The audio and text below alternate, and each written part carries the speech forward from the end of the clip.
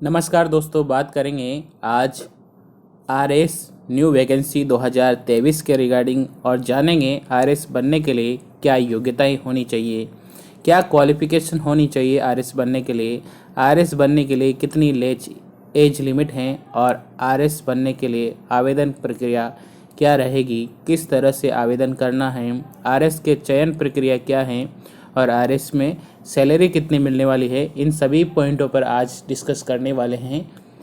RS होता क्या है इस पर भी हम बात करेंगे। किस पोस्ट पर आरएस होता है, क्या पोस्ट है ये, इस पर बात करने वाले हैं आज डिटेल से।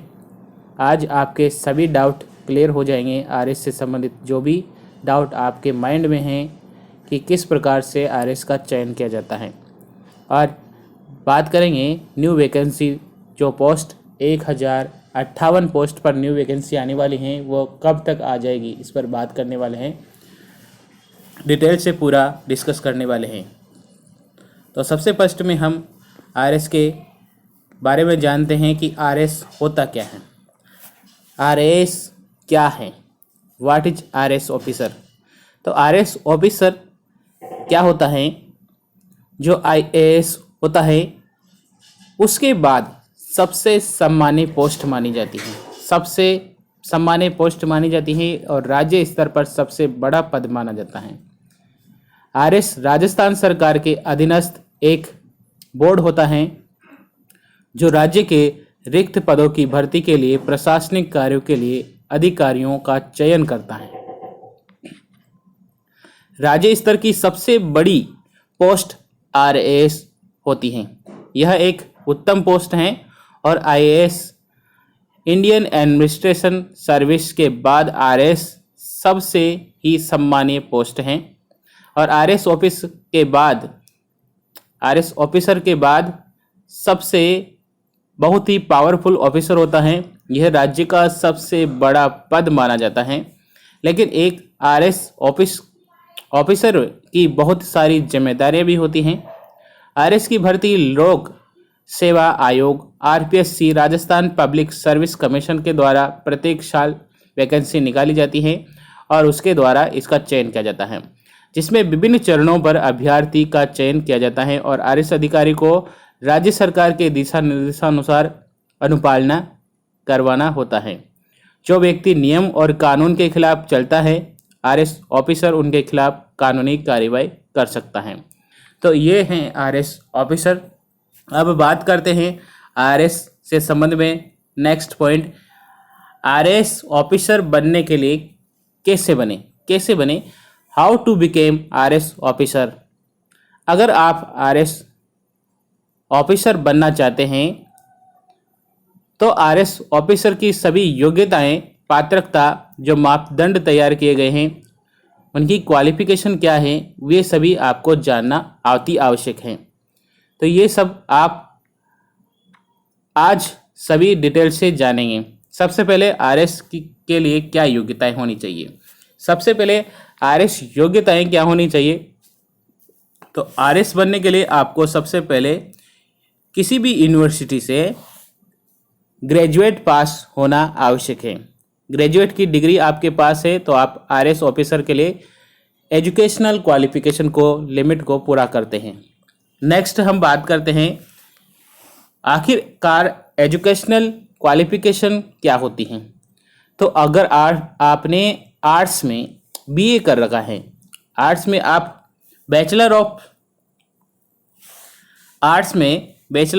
आर्ट, साइंस में बीएससी कर रखा है, बैचलर ऑफ साइंस, और कॉमर्स में बीकॉम कर रखा है, बैचलर ऑफ कॉमर्स, तो आप इसके लिए एलिजिबल हो। आप यहाँ आरएएस का फॉर्म डाल सकते हैं, आरएएस पास कर सकते हैं और आरएएस ऑफिसर बन सकते हैं।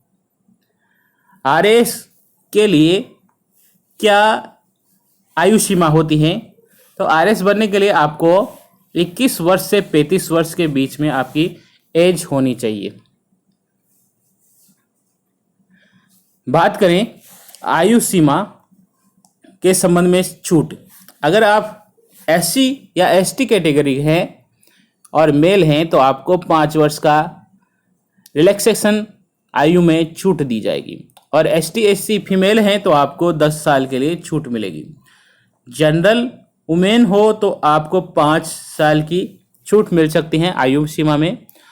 और WD अगर कोई अदर है तो उसके लिए नो लिमिट। अगर कोई डिवोर्स का वुमेन है तो उसके लिए कोई भी लिमिट नहीं है, वो किसी भी आयु सीमा का RS ऑफिसर बन सकती हैं। नेक्स्ट बात करें, अगर आप विकलांग व्यक्ति के लिए आयु छूट की बात करें तो विकलांग के लिए भी आयु छूट पूरी अनलिमिटेड है कि पूरा जब तक वो किसी भी आयु का हो RS ऑफिसर बन सकता है। RS बनने के लिए क्या करें? How to do became RS officer.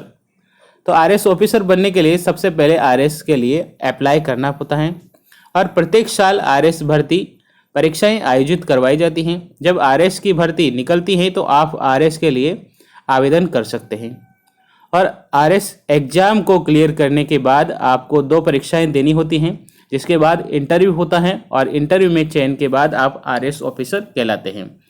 अब ये 2 परीक्षाएं कौन कौन सी होती हैं? तो पहली परीक्षा है प्रारंभिक परीक्षा और दूसरी परीक्षा है मुख्य परीक्षा। अब प्रारंभिक परीक्षा में क्या प्रश्न पूछे जाते हैं? तो प्रारंभिक परीक्षा का जो पेपर होता है वो कितने अंकों का होता है और कितने नंबर आपको लाने होते हैं? तो यह ऑब्जेक्टिव टाइप क्वेश्चन होता है। पहली बात तो ऑब्जेक्टिव टाइप पेपर होता है और 200 अंकों का पेपर होता है। इस पेपर में 200 ही क्वेश्चन होते हैं। अगर आप प्रारंभिक परीक्षा में अच्छे अंकों के साथ में पास हो जाते हैं तो आप मुख्य परीक्षा में बैठते हैं, और यदि आप RS प्री परीक्षा को पास नहीं कर पाते हैं तो आप मेन मुख्य परीक्षा में नहीं बैठेंगे। तो इसके लिए आपको मेन परीक्षा में एलिजिबल होने के लिए प्रारंभिक परीक्षा में पास होना अनिवार्य है। प्री एग्जाम पास होने के बाद आप मेंस एग्जाम देंगे, ठीक है। अब मुख्य मेन एग्जाम के लिए आपको 200 अंकों के 4 पेपर होंगे। कितने होंगे? 200 के 4 पेपर होंगे। और जो अभ्यर्थी मेन एग्जाम में पास हो जाते हैं तो इस अगले चरण में इंटरव्यू पर बुलाया जाता है, और इंटरव्यू में बुलाए जाने के बाद आप RS ऑफिसर बनने के लिए इंटरव्यू पास होने के बाद आप RS ऑफिसर बन जाते हैं। अब इंटरव्यू में आपके सामने प्रारंभिक परीक्षा और मुख्य परीक्षा पास होने के बाद उम्मीदवार को इंटरव्यू के लिए बुलाया जाता है। अगर आप RS इंटरव्यू पास कर लेते हैं तो आपको RS पद के लिए सेलेक्ट कर लिया जाता है, और इसके बाद RPSC राजस्थान लोक सेवा आयोग के द्वारा इंटरव्यू क्लियर करने वाले अभ्यर्थियों के लिए मेरिट लिस्ट तैयार की जाती है, और मेरिट लिस्ट में रैंक के अनुसार अभ्यर्थियों को विभिन्न RS ऑफिसर के पदों को लिए चुना जाता है।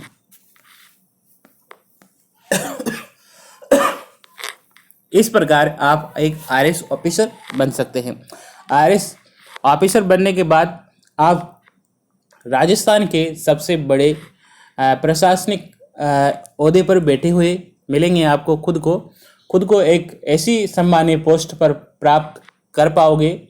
जब RS मेंस इंटरव्यू परीक्षाएं पास करने के बाद आप RS बनेंगे तो आप अपने आप को गौरवान्वित महसूस करेंगे, और राज्य का सबसे जो बड़ा पद है, प्रशासनिक दृष्टि से सबसे बड़ा पद है राज्य का, वो एक RS अधिकारी होता है। ये IAS अधिकारी के बाद सबसे बड़ा पद होता है, ठीक है। और RS बनने के बाद आप राज्य का एक प्रशासनिक होता है, जो अगर कोई भी व्यक्ति किसी भी प्रकार से कानून तोड़ते हैं तो उसके प्रति आप कानूनी कार्रवाई कर सकते हैं। सभी विभागों में अलग अलग प्रकार से इनको डिवाइड कर दिया जाता है। इनके रैंकिंग के आधार पर इनको पोस्ट दी जाती है, और प्रत्येक RS ऑफिसर का बहुत बड़ी जिम्मेदारी है और बहुत बड़ा पद है, ठीक है। और सैलरी तो आप ना ही पूछे तो बहुत बेहतर है, क्योंकि एक RS पद जितना सम्मानीय अधिकारी हैं उसके लिए सैलरी मायने नहीं रखती है ना, और सैलरी भी बहुत सारी मिलती है, ऐसी बात नहीं है, ठीक है। तो हम आज हमने RS अधिकारी के बारे में बात की। वीडियो अच्छा लगा होगा आपको, लाइक करना है, शेयर करना है और चैनल को सब्सक्राइब करके बेल आइकन प्रेस करना है। जिसने भी अभी तक चैनल को सब्सक्राइब नहीं किया है प्लीज़ सब्सक्राइब कीजिए, बेल आइकन कीजिए, ताकि आने वाली सभी अपडेट और इस प्रकार के वीडियो आपको प्रोवाइड करवाई जा सके। थैंक यू, धन्यवाद।